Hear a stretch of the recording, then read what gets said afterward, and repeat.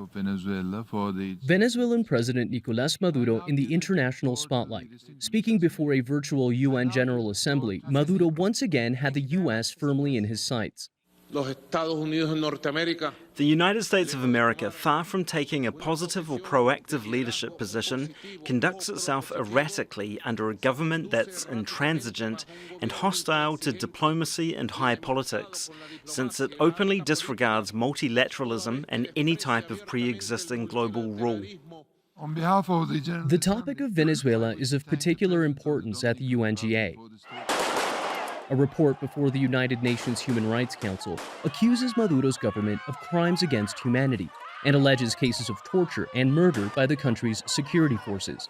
A UN fact-finding mission cites hundreds of cases of arbitrary detentions, forced disappearances, and violence in what the UN describes as a policy to silence Venezuela's political opposition.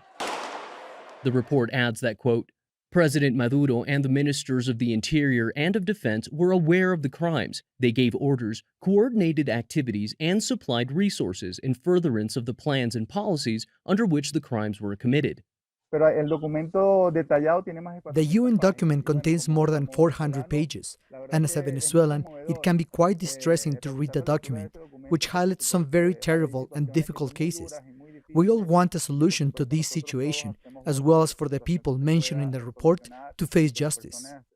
The virtual General Assembly has given Maduro a rare opportunity to address the international community without stepping foot in the U.S., where there happens to be a $15 million bounty out for information leading to his arrest. Maduro's attendance at the UN has been condemned by his political opponents, though opposition leader Juan Guaidó is recognized by at least 59 countries as Venezuela's legitimate president. It wasn't he who spoke on behalf of Venezuela at the UNGA, though he did host a live event over social media at about the same time. El mundo libre y democrático reconoce. The free and democratic world recognizes that Nicolás Maduro has illegitimately used force to usurp the presidency of the republic, persecuting citizens who oppose him, use state resources to finance drug trafficking and terrorist mafias that support him, to maintain control despite the suffering of millions of Venezuelans.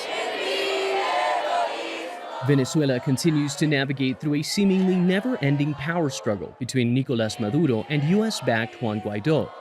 The UN's human rights report against Maduro, the ongoing economic crisis, and a recent increase in coronavirus cases along Venezuela's border with Colombia are among the reasons why Venezuela ranks so high on the General Assembly's diplomatic agenda. Manuel Rapalo, Al Jazeera.